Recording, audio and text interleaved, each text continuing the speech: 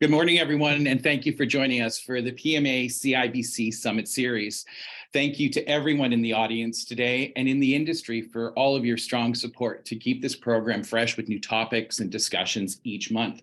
We're in season 4 and we're planning for season 5 to come out in January, so we're really proud of this. My name is Chris Markovic. I'm from PMA-Brethour, as you know. Before we get started with our program, we acknowledge the land that we are meeting on is the traditional territory of many nations, including the Mississaugas of the Credit, the Anishinaabeg, the Chippewa, the Haudenosaunee, and the Wendat peoples, and is now home to many diverse First Nations, Inuit, and Métis. We also acknowledge that Toronto is covered by Treaty 13 with the Mississaugas of the Credit. We're grateful to have the opportunity to work on this land, and by doing so, we give our respect to its first inhabitants. And today, because our audience is national, if you're joining us from outside of the Toronto area, I encourage you to learn more about that traditional territories where you live, learn, and work.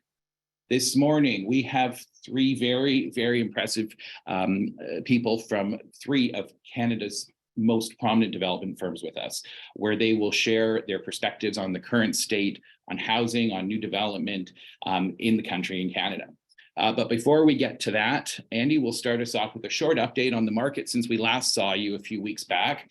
And just a reminder, a few things before we get started. If you have questions, we anticipate there will be a pretty full question bank from the audience this morning, so please post them in the Q&A section. We have a team behind the scenes that is monitoring the questions so that I'm able to and Andy's able to pose them to our panel. So with that, Andy, take it away. Thank you so much, Chris. Great to be with you all this morning. I'm Andy Brethour, the chairman of PMA-Brethour. This programming of the CIBC series, our summit series, has been absolutely exceptional. And today it'll be no exception, just a great, great group you're about to hear from. I'd be remiss before I jumped into our little real estate overview not to tell you about an incredible, powerful, and emotional experience I had last night with the Abraham Global Peace Initiative, of which I'm on their board of governors. This was started just really new, almost 3 years ago by Avi Ben-Lolo as a cornerstone outreach after the Abraham Accords in the Middle East to, I think, essentially export fundamental Canadian cornerstone values of tolerance and understanding and goodwill towards one another. The Abraham Global Peace Initiative stands for Israel and its freedom and security. It is focused on understanding, tolerance, and interfaith understanding, and bringing together peoples that have been juxtaposed and have been in serious opposition, and try to understand each other better. Its purpose is about universal human rights and protecting those, and finally really standing against intolerance, racism, and hate that has been so permeated in our world today. Last night we heard from the former ambassador to Israel from the United States, David Friedman, and His Excellency Ahmad al-Mansouri from the United Arab Emirates. And so from 2 what had been traditionally opposed components of the world, where they were both intimately involved in the formation of the Abraham Accords, and for the first time, Israel with a peace agreement, an economic agreement with 4 other Arab nations. It's a remarkable achievement, and it has been a remarkable, successful environment. And you and I are the kind of great silent majority in this seeking of tolerance and understanding to one another. And one of the messages really from last night that was so strong is called the power of one. And the power of one is you and I as individuals can create the power of some, which leads to the power of everyone. And if we all stand for tolerance, understanding with one another, and take and make the effort to stand up, to speak out, to confront and be part of the tolerance message whenever you're faced or confronted with hatred and misunderstanding and this kind of almost evil that permeates our society today. This is really what the power of one was all about. And I want to just say to you all from what was a wonderful message last night that I heard was how important it is for each and every one of you to take that moment.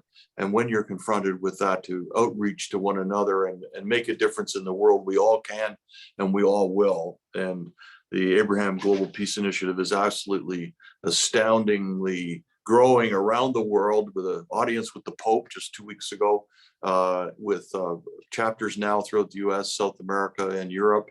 And it's just been exponential, kind of this wave in a pond of seeking peace and goodwill towards one another. It is becoming a very powerful movement. I just wanted to remind you, agpi.com if you want more information. Now let's go to real estate. So back to the real world of the GTA. What an incredible month of recovery we've gone through in March, spilling into April. We first began to feel something happening here in early January. Very, very strong demand against very tight supply, and we'd had stability in the market for some time, probably running 5 or 6 months of very stable volumes within absorptions within the resale market, and interest rates, of course, remaining reasonably stable for a period of time. The rapidity of change in rates, we'd felt that impact, and we were now in this transition period to recovery, and that has come with great abound here into April. The resale numbers, as you probably already know and have looked at, have reached normal levels of historic average of 10-year average, around 7,500 units in the month, and it'll probably surpass over 8,000 into May as we see those numbers coming in front of us in the next several weeks. So you're feeling this surge right at the moment. Now it's from new levels of pricing, so that the pricing both in resale, which adapted very, very quickly, new not so quickly. New prices kind of ratchet down. They don't move as fast as a resale market can adapt. And what we've had is experience of let's call it a new price level against a continuing strong demand.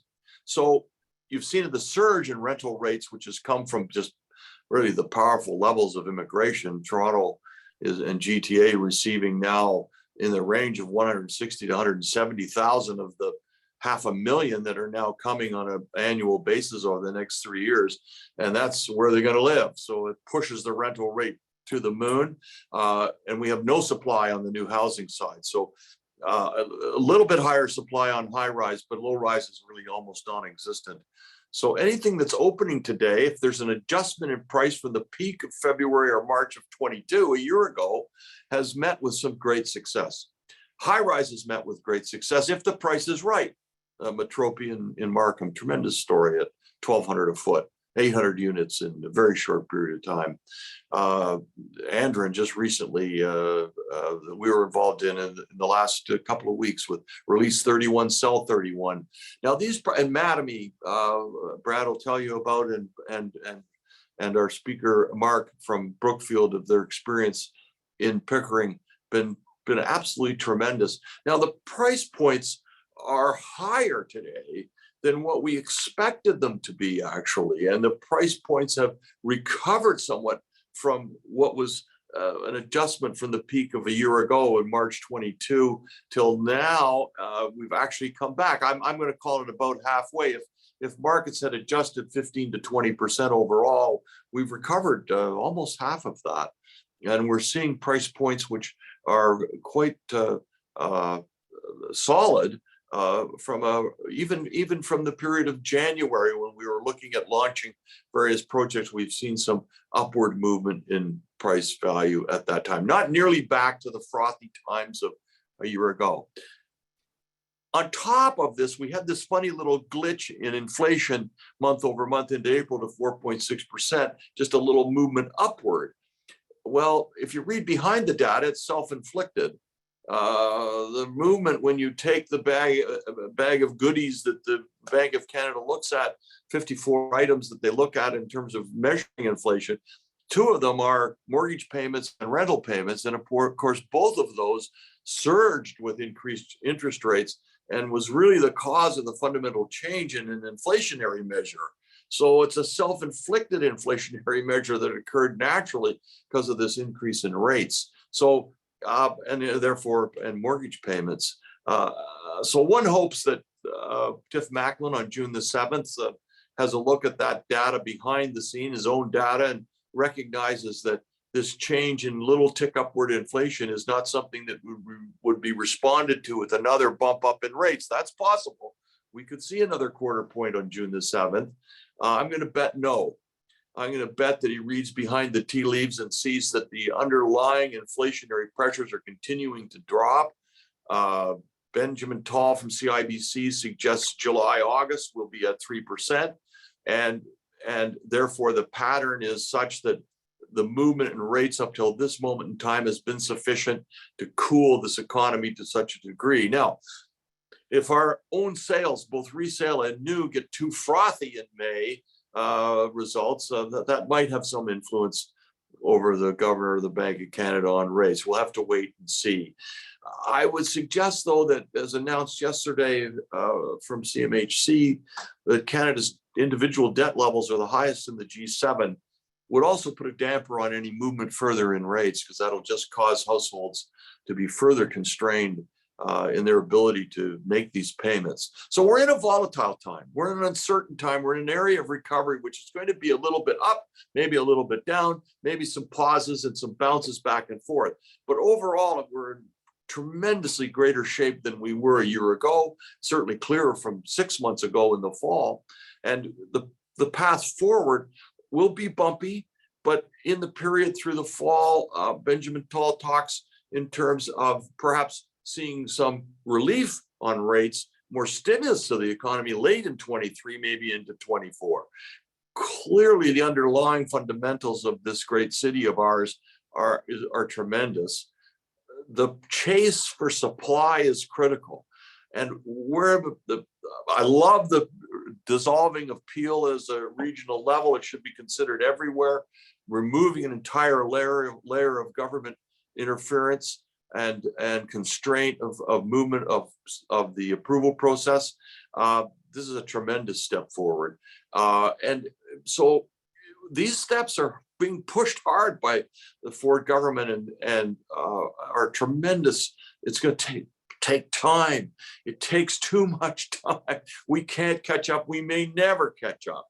And that is part of the fundamentals of this city, that demand is so powerful.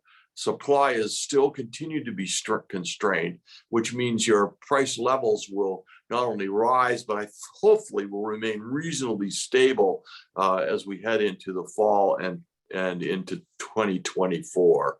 So it's a very good picture, actually, looking forward. Notwithstanding talk of recession, even if we have one, it's likely to be quite mild, and hopefully there aren't other outstanding world events. Maybe my Abraham Global Peace Initiative help can be part of that solution to moderating world events that might otherwise impact on Toronto real estate. Anyway, it's a very good news story. I'm going to stop there, turn it back to Chris and our panelists for this morning, who will give you a great insight into what's happening in our world today. Thanks, Andy. So we're going to jump right in. But before we do that, I'd like to allow our panelists to quickly introduce themselves. And then we'll start with our first question to set us up, which start thinking about it. What word or phrase would you describe your view on the current state or your outlook today? So Mark, go ahead, please introduce yourself. Great. Good morning, everyone. And thank you, Chris and Andy, for including me in today's discussion. Looking forward to sharing the microphone with Brad and Scott today. So my name is Marc Thibault. I'm the Senior Vice President of Housing in Ontario for Brookfield Residential. Some of you may have heard of our brand before. We are a smaller part of bigger Brookfield, who globally has about 850 billion of assets under management. Brookfield Residential is a North American community developer and home builder with operations across several US markets in Canada, of which we have 3 operational regions in Canada, Calgary, Edmonton, as well as Toronto. I have the privilege and opportunity of looking after the Ontario Housing Group, where we predominantly build low and mid-rise homes and communities from Niagara to Newcastle and many markets in between. We've been building thoughtfully thoughtfully designed communities since 1956 with a strong focus on quality and customer service, ultimately wanting to deliver the best places to call home. Thank you again for including me. Thanks, Mark. Brad Carr is the Chief Executive Officer of Mattamy Homes Canada. Brad? Good morning, everyone. Thanks for inviting me to today's conversation. They're always entertaining and always fun to participate. I have the privilege of overseeing Mattamy's operations in Canada, which include operations in Calgary, Edmonton, Ottawa, and the GTA. We build both low-rise and high-rise product. And then in addition to my involvement here in Canada, we have a US operation that builds in 9 markets in the United States. So a nice broad perspective to bring to today's conversation. That's perfect. Broad is great for this. Scott Mclellan, Chief Operating Officer of Plaza. Scott? Hi, Chris. Thank you. And thank you for having me on again. I really enjoy this, and I've really enjoyed being a participant. And also I've had the opportunity to watch a number of summits, and very informative and a great way to understand what's happening in our marketplace and our industry on a need to know basis, and certainly as current as possible. I always look forward to dealing with Brad, and I'm looking forward to our discussions today with Mark. Plaza Corp is primarily a Greater Toronto Area builder. Our history, we've had about 13,000 delivered condominium units across the GTA since the mid-80s. Currently, our organization has 4,000 units in various stages of construction. 95% of that would be in the high-rise industry. We are pivoting now as an organization into the single-family low-rise world, and in the areas of Vaughan, Stouffville, Markham, and Tottenham, we have approximately 7,000 single-family lots secured that we're putting through our process right now, and hope to launch in the next year to 3 years period. So we're pivoting our product type to meet the demands of the real estate needs of the Greater Toronto Area, and look forward to it. So once again, thanks for having me, and I look forward to the rest of the discussion today. That's great. So maybe we'll stick with you. What would the one word or phrase that you would use to describe your view on the current state in the market? Well, so, there's certainly an adjustment period, and I think flexibility and resilience has always been one of the drivers of the Toronto marketplace. I think all the builders that have had great success in our city and in the GTA have been resilient. We've gone through price increases. We go through negative media criticism at all times. I don't know that there's a politician, except maybe for our current premier, that has ever been on our side. And the resiliency that we have to meet the demands and to meet the ever-changing environment that we have in our industry is something that is probably more obvious today than it has in the last 30 years.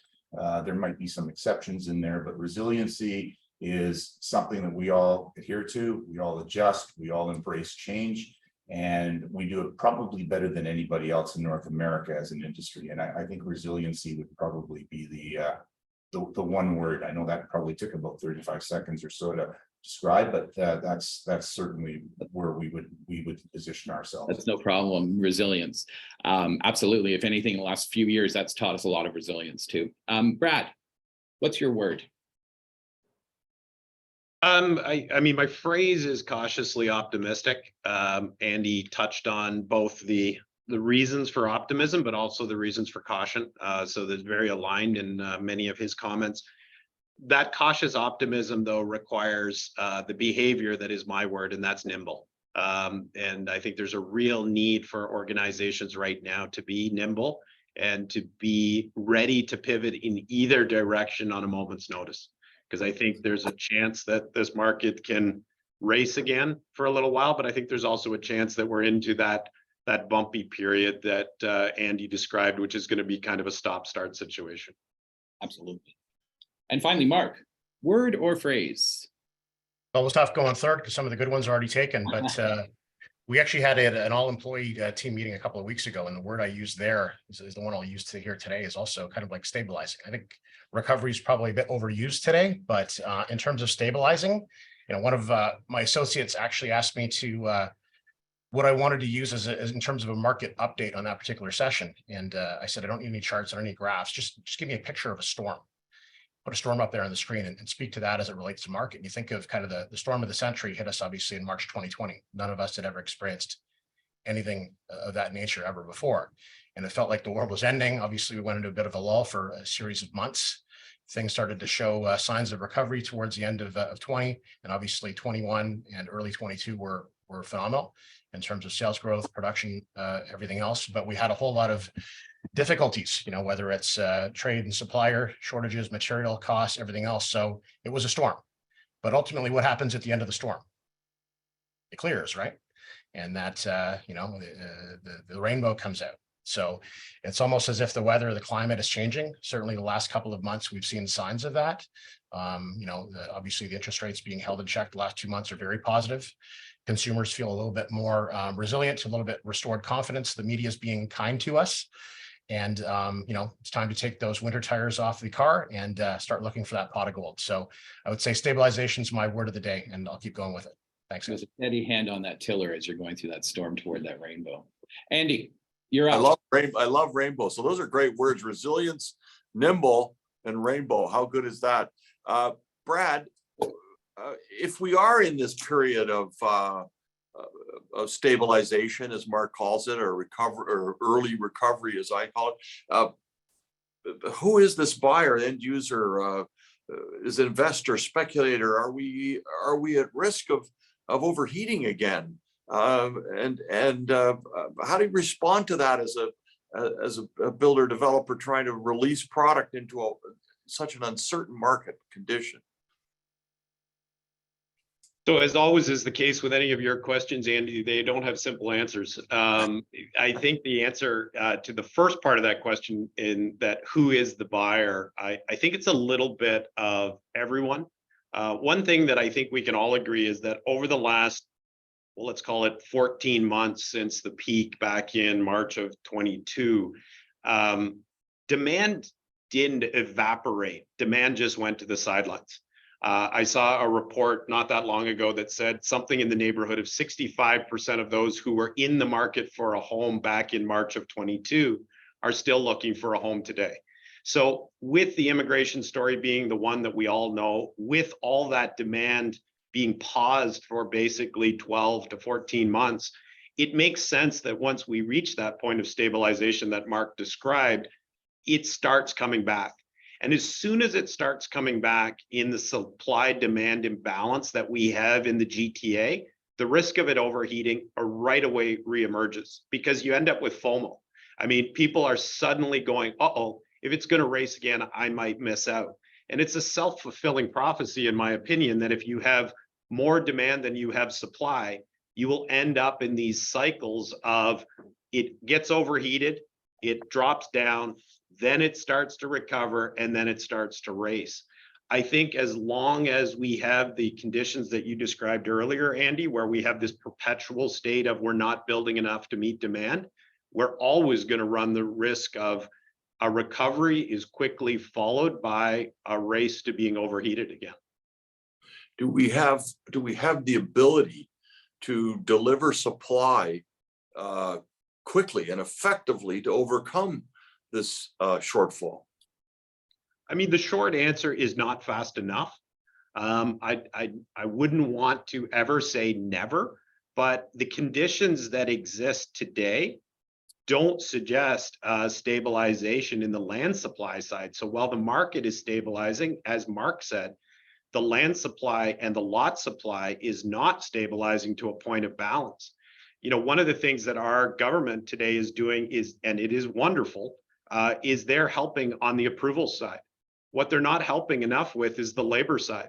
You could approve all the land you want tomorrow, and guess what? We can't build more houses than we're building back at peak. So until we start tackling all of the drivers of what's necessary to find true equilibrium in supply and demand, I think we're into this perpetual cycle. That's a good segue over to Mark on labor and material costs. We have faced this tremendous surge in both union negotiation and shortage of materials, the supply chain issues through COVID. And as we come out of it, the cost push pressure has been significant. Is that continuing, Mark? Is it balancing out a bit? Or are we going to expect more of the same as we move forward? Yeah, so again, I think stability will be the name of the game that I'm going to be using repeatedly today. But, and again, let's say, given the Leafs defeat is still fresh in everyone's mind, I hate to use a bit of a sports analogy, but but as much as the Leafs haven't advanced, past the first round of the playoffs in 19 years, hard cost inflation for many of us in the industry, I think was very predictable at kind of 3% every year. Sure, you'd have some anomalies along the way with union labor negotiations or some peak production cycles when we saw some bonuses being paid to certain trade groups along the way, but generally fairly stable. More often than not, it was a drag and drop exercise every fall when we're doing our business planning exercise at 3%. Much of that, however, changed during COVID when supply chain and labor shortages were way out of whack and created havoc with some double-digit increases to the tune that we had not seen before with very constrained material and labor supply. It was challenging to get fixed term contracts. In some cases, many commodity prices were changing on a monthly basis, if not quicker. We were not able to lock in those contracts we previously were able to. Certainly, this was compounded with peak demand in terms of production as interest rates dropped and sales obviously took off through the roof. However, with sales activity and production levels falling off this past spring on the heels of 8 consecutive interest rate increases, costs have stabilized. And some of those material costs that were surging, such as lumber as one example, have returned really to pre-pandemic levels. The other component to cost and continued worry is labor. As our veteran skilled trades workforce ages and we have fewer young people entering these professions. This will put a strain on resources, limit production capabilities, and also potentially quality, as there's just not enough experienced trades in the workforce, or they're very much stretched too thin in terms of their abilities. So all that said, heading into contract renewals, we're anticipating an overall increase probably in the range of 3 to 5. So more along the lines of what we've seen in the past. On the high-rise side, again, Scott would probably be a better person to ask this. We don't do as much in that world as he does, but talking to one of our sister companies, Multiplex, we're hearing probably around the same lines of 2 to 4%. So again, more along the lines of historical norms than what we've experienced each of the last 2 years. Well, let's flip that over to Scott. Scott, what's going on in the high-rise side? Is it distinct, different than the low-rise experience? Clearly, we've got significantly better supply on the high-rise side than we do on low-rise in terms of product being available in the marketplace. But the cost push pressures there are from windows to concrete to steel are in some ways different than low-rise. And are you experiencing a continuing push, or because we've had this hiatus through COVID on the new release of new product, is there some relief in sight on some of those material and labor costs going forward?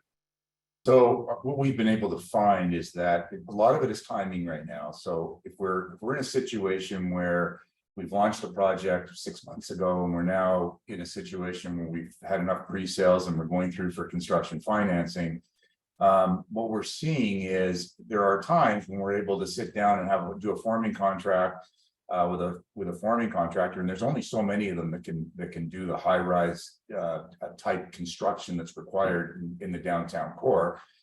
We've been able to come in with some numbers that have been slightly better than what we've seen in the last 6 months, year and a half. But a lot of that is just based on schedule, and the fear always is this, and I think a lot of our competitors and other people in our industry that are in the high-rise world, particularly in the 416, actually in the 905 as well.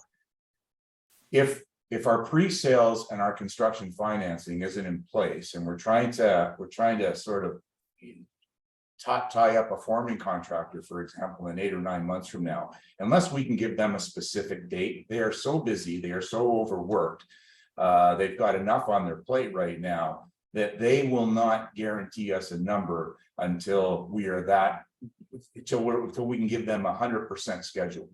And the fear with that is if prices are going up 2%, 4%, 6%, and that time period is a year, it could tip a project upside down. So that's been the challenge that we've had. That's been the challenge that everybody that is in the high-rise world has had with respect to costs. It's really difficult to lock in your trades and your contracts a year in advance in this environment. It's just almost impossible to do, and that is very, very risky. And you know, when we get in and we talk about what's going to happen on June 7th with the Bank of Canada potentially raising rates, obviously the banks follow and the lending rates go up, impacting all borrowing costs, and it'll have a huge impact on our industry. You know, clearly the end user with mortgages, the stress test for buyers, those are all things that are going to put delay into the process. Construction loans will be affected. So if we've just launched a project 7 or 8 months ago and we're at 60% pre-sale, and we're waiting to get, we understand what our pro forma is, and we're out and we're in a situation now where we're trying to get a construction loan, and because of increased rates, there's another $10 million added to your costs. That's going to impact our ability to hit our pre-sale targets to satisfy lenders. And those are the kinds of things that there's no certainty. And again, when I talk about resilience, we have to figure out ways and product and releasing product within certain projects to make sure that we're covered as the process continues. So those are some of the concerns that we have. Construction costs have not really come down at all in the city. If anything, they've continued to grow. I'm not sure in certain marketplaces like Vaughan and even Markham. I think builders have to be really, really careful about those potential increases until they have a construction loan in place. In the downtown core, where you're anywhere between $15 and $18 and $2,000 a square foot, there might be some wiggle room to save yourself once those numbers are finalized and you actually have a construction start. A little more problematic in the 905 area, where you may not have a chance to increase your revenue on the last 40 or 50% of your product to make sure that you've got proper budgets in place. So yeah, there are certainly some challenges with respect to costs. So Scott, what about the raw material, like the land? I think it feels like land trades have been almost non-existent through the pandemic. Have we seen change in this recovery? Are prices up? Are they down? What do you think? Do you think the raw material, the land, will follow the correction? I'm not sure that that's actually happened. I think people have been making buying decisions during the worst periods that we've had in the last couple of years. We've seen that's actually somewhat problematic when you have developers that are still making land purchases, and we're trying to get appraisals on things like parkland and other associated costs based on the cost of land. We've seen that there have been some transactions that have been somewhat surprising. So clearly, some of the developers in our city view Toronto as the uptick and the potential in Toronto, and they're making land buying decisions regardless. I think what's going to happen, people that have land are going to do one of two things. They're literally going to wait. They're going to sit on the sidelines and wait. They're in absolutely no hurry to make a selling decision at this time. Or there are going to be situations where they do joint ventures with residual land values, and they stay in the deal and they take a piece of the profits, and they get their full land value down the road as a strategic way to maybe move a parking lot or a warehouse or something that you have in the downtown core. But no, I haven't seen any drop at all in land prices for raw land in our business at all. Like I say, the only place where it may make sense is in a residual land value opportunity that we've done a number of them, and I know we're not alone in the city in terms of developers that engage in those type of relationships. The various levels of government, municipal, federal, provincial, have all in their history pushed the demand side button very strongly. Politicians love to do that. It's the easiest component to get votes, if you like, and immediacy of response. But it's been wrong-headed, and it is of course, the supply side that we've been harping on for a long time. But there's one big one sitting out there. I'll throw this one at Brad, and the HST. You know, when it first came in 1989-90, the GST was 7%, later modified to 5%. And we had a end selling price of a house of $255,000 and a limit on the HST rebate to $450,000. We actually didn't even reach that until 2011.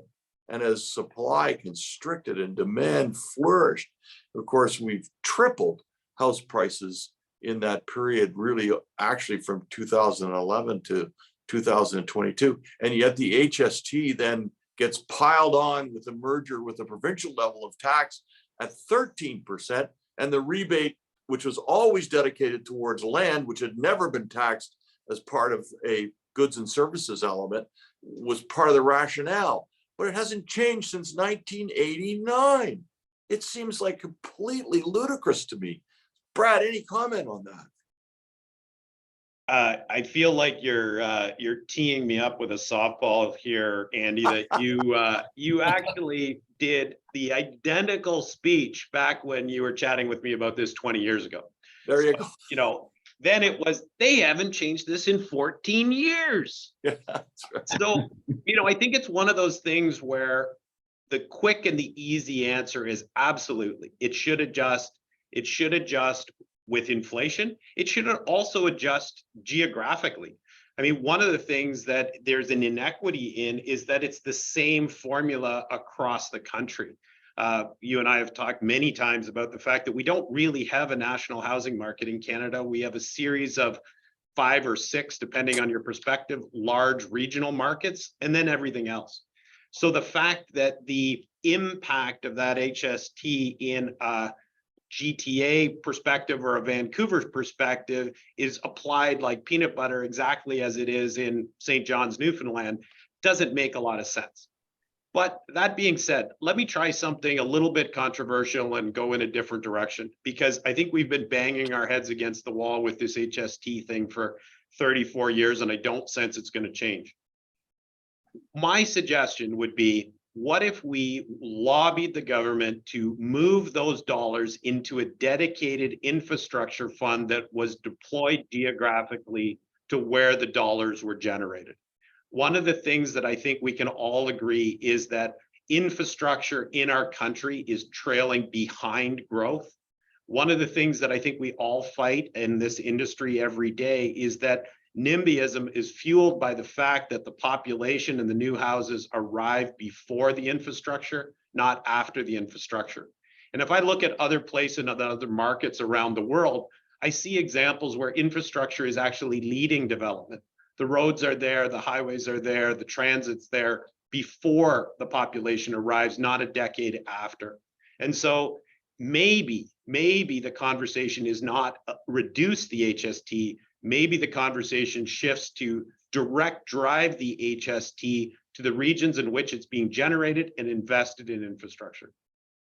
The cost per unit in Toronto on that average $1.1 million house now in Toronto is the HST is $140,000. Using your very interesting concept, that's billions of dollars being spent then on infrastructure directed by the federal government, where in fact the feds are in a position to really address affordability by dealing with HST. But if they focus those funds into a specific purpose, it may do the same thing by increasing supply dramatically and quickly.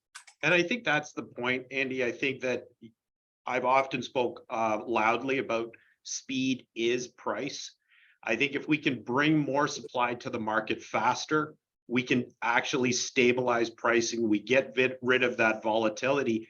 And the truth is, infrastructure projects also cost less when they're built faster. If we have all of that infrastructure in place before the population, it's easier to put it in fields and areas of cities that aren't under construction at the same time. So there's a whole lot of complexities, but also opportunity in the idea.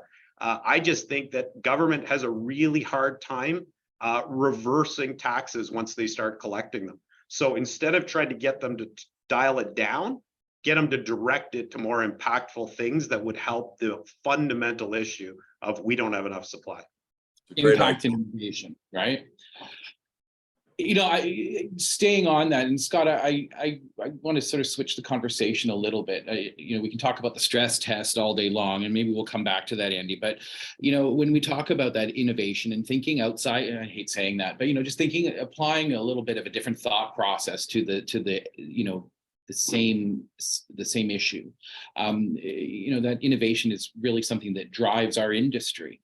So Scott, you know, what trends are you seeing, and what sort of challenges are you taking head on with this innovation in your mind, and being resilient at the same time? So, you know, we all know that there's a shortage in the rental market, and I think we have a pretty good understanding that condominium market is driven by the investors. So we try to come up with ideas that are going to make affordability for the investor work. Because at the end of the day, whatever we end up delivering to them, I mean, you know, providing it lays out properly, and there's been a lot of thought in terms of who would buy a suite after resale. Rents are going to be rents, so things like, to go back to your original question, I know one of the things that we've done and we pay a lot of attention to is with respect to affordability and design. We know that DC charges could double from a 1-bedroom to a 2-bedroom, or in some jurisdictions from 649 square feet to 650 square feet. There's a 60% increase in DC charges. So we sit down with our architects to come in under those guidelines and under those benchmarks. We had a project in Vaughan that literally the DCs doubled for anything 650 square feet to 750 square feet. So we came up with a 649.7 2-bedroom unit, and that was that suite was a direct savings that we passed on straight to our consumer and our customer, and they were able to make a buying decision on so-called larger product 2 bedrooms that were highly successful on all 4 corners of a project. So that's something that we did and something that we continue to do. Deposit structures are a big one. We're finding right now that if you can spread out a deposit structure or work with your construction lender to come up with something that's a little bit more creative, very, very helpful. It's been very helpful with our standing inventory unsold product that we have in buildings that are under construction. Something that probably wouldn't have worked a few years ago, but it seems to be working now, is if we took a condo tower where we have a podium and we did 8'6" ceiling heights. I know that was taboo not long ago. Everybody's looking at a minimum of 9, but again, the investor's looking at it and saying, okay, 8.6, but you can save us X amount of dollars on the purchase price, and we're still going to get the same square footage on rents as an investment. Why wouldn't we do that? And then, you know, gradually the appreciation value is still going to grow. And when they want to make a resale decision in 5 or 6 years from now, we put that valued engineering into their thought process for them, and it's worked, and it continues to work. No balconies. I mean, that's coming anyway, and with Toronto Green Standards, that's coming into the bill form that we're all going to have to adhere to as part of the code. But we're doing that on some product right now to make things more affordable and a little bit cheaper for both the first-time buyer and, again, the investor. Less parking, that's something that's been around for a while, but we're starting to now see that in the 905, where we have a huge presence in the Vaughan Metropolitan Center and in Mississauga. And again, parking is all of a sudden becoming less and less desirable. It's $120 a month on the maintenance for it, so that's almost like a small mortgage, if you will. So we've been sitting down with brokers and purchasers and doing checks with our existing people that live in our buildings now to see what they're actually using, and we're trying to value engineer our product to make it more affordable and have an impact on design, have an impact on the way our buildings are, and that's been very successful. We've had a lot of success with that thinking, and I know, again, we're not the only ones that do that. We're looking at other builders' product, and they seem to be, the value engineering seems to be going in to meet today's market. Again, is something that we all have to do and we all have to exercise. Very, very interesting. Mark, let's bounce that one over to you. I know this perhaps wasn't on the agenda as we talked, but what about innovation on the low-rise side or creativity in the Brookfield world? We throw the same question to Brad in a minute, but what are we doing on the low-rise side of Brookfield doing to attack affordability, provide a broader range of product mix and form that perhaps can get at this issue of where we are on both price value and the consumer basis. Mark, what's Brookfield up to in that area? Yeah, and maybe thanks for the question, Andy. I think I'll shift gears a little bit. I think Scott tackled very much kind of more the product side. Maybe I'll touch on the experience side in terms of just obviously fulfilling a positive customer experience, which is obviously valuable to all three of us, if not the entire industry as a whole. But COVID changed a lot of things. Obviously, overnight our offices emptied out. Everybody went to work remotely. Our sales offices, bricks and mortar locations closed down. Pivot was the word of the year, I think, for 2020, and all of us had to modify accordingly. So what many of us had to do was obviously go to remote selling environments. And I think what had happened there is we used what we had at our fingertips to be able to promote our offering to the best of our ability. Unfortunately, again, it probably wasn't as good as it could have been, given the time that we had to get our ducks in a row in terms of those materials or tools that were provided to our consumers. So one of our big pushes since that experience, and again, I think people have shown us that they're quite capable and confident looking through our information online and making informed decisions. But we've really had a strong push towards a digital transformation, and with many of the tools that will support that shopping experience from the comfort of their couch. So again, whether that's gaming technology, 360 tours, just visualization techniques, so that consumers are armed with that information. There's far more transparency in terms of that information.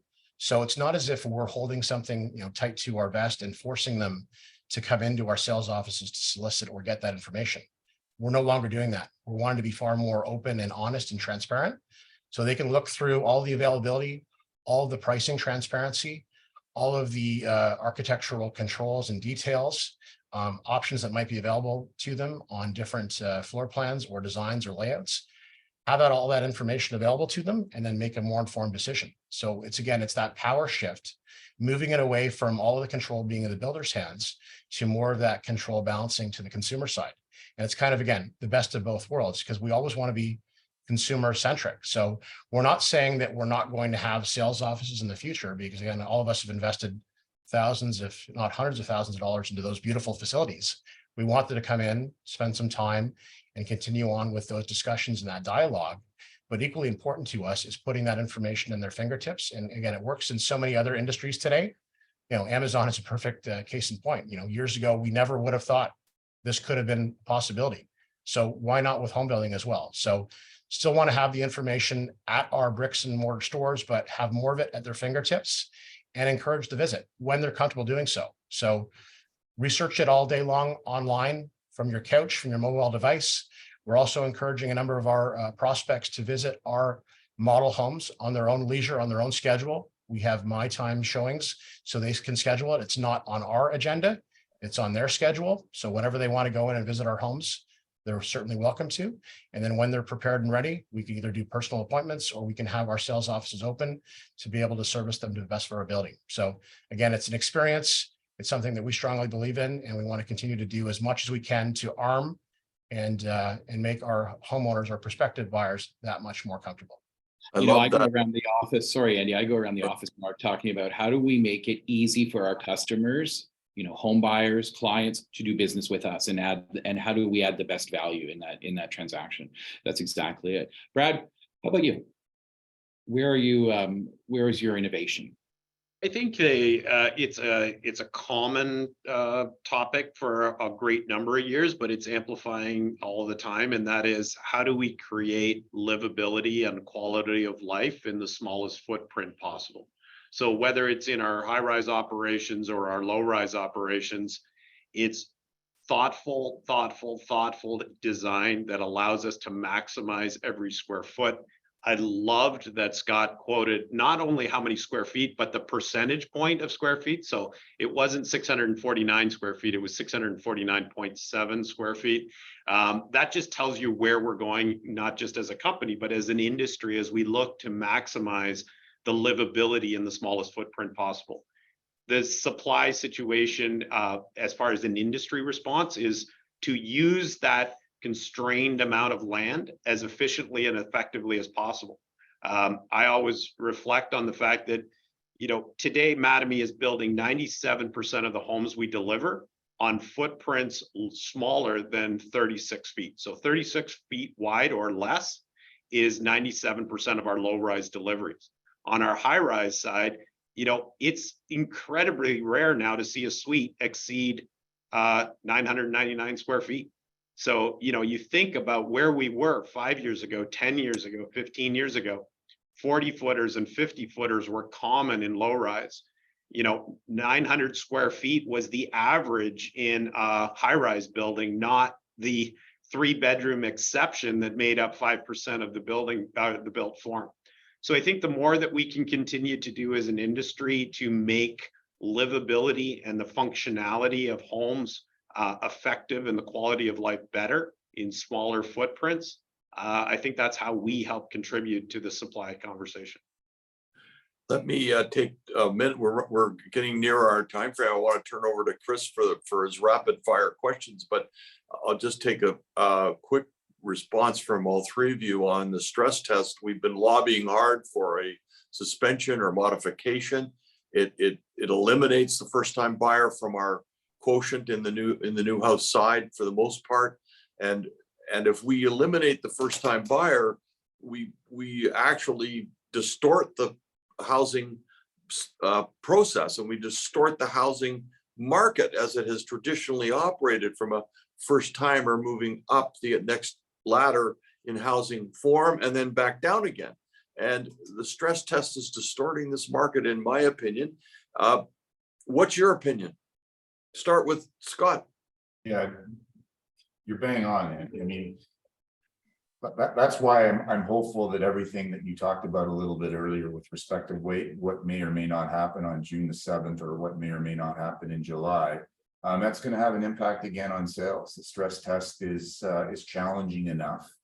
I mean, some might argue that, hey, if we didn't have a stress test 2 and 3 years ago, you know, closing condominium projects right now or single family home projects right now would have created even a worse scenario because people were qualified at a higher rate, and that is in fact where we are now. So maybe there's a little bit of discipline to talk about there. But I think as an industry, we overcome that anyway with our deposits that we take. Nobody buys for 5% over 3 years. It's just not going to happen. The banks have never ever allowed that to happen with respect to pre-sales. So yeah, if this, you know, clearly the momentum that's happened in the last 60 days will be stalled one more time, and it's just one more time that we get to go to the sidelines again, and the buyer, the purchaser, will be spooked out of the market or stopped out of the market and until rates come back down again. So yeah, it's something to be concerned about, and that's why your opening comments about where you think we're going to be and where it looks like we're going to be based on some professional analysis that are out there. I hope you're right. I hope that this doesn't, Bank of Canada understands this and we don't see an increase, because it will stall things. Brad, what about you on stress test? I think the moment the stress test was brought in, going all the way back to 2018, I think it served its purpose. It absolutely has helped the industry, and it's helped the overall housing market. And the reason it helped is because at that time, I think everybody knew that interest rates had only one way to go, and that was up. And so, you know, you look back over what the forecasts were when it arrived, what has happened, what has transpired, it served its purpose. Now the problem is, like our HST discussion earlier, they get addicted to it. Government gets addicted to it. Hey, this feels good. This feels safe. And suddenly it has unintended consequences. The reason they brought it on no longer exists. The probability of rates stabilizing and going down is higher today than going in the other direction. And I don't think it has a place anymore. The mortgage markets in Canada functioned for, decades without a stress test. Why suddenly, in reaction to a one-time event, do we need to leave something in place in perpetuity? I think even more, not more important, but as important, I think we've got to look at how we make monthly affordability a bigger part of the conversation in an environment where we know that the overall price of housing is unlikely to come down. We need to make it more affordable per month. And I was disappointed when, about 2 or 3 weeks ago, Romy Bauer from CMHC came out and said, she's not going to permit the elongation of the amortization periods.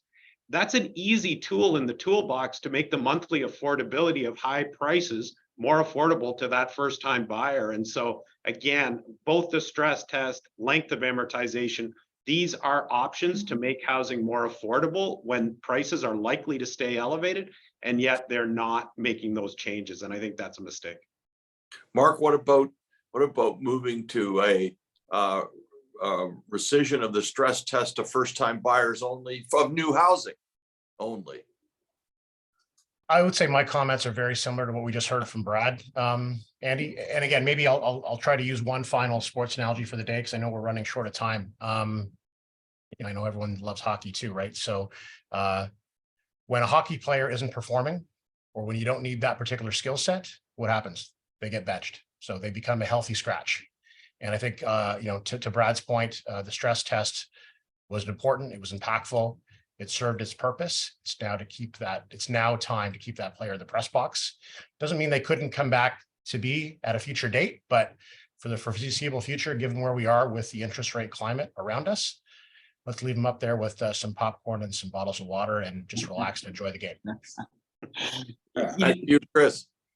That was great. Thank you. I've got a few, I'm looking at the clock and we're getting close to the end here. So I'm going to share with you what the questions were, and I'm going to finish off with one rapid fire for each of you to answer the same one. So I think we have a pretty good idea about what's keeping you all up at night. So we'll skip that one. We covered innovation and areas where you've put your headspace to it.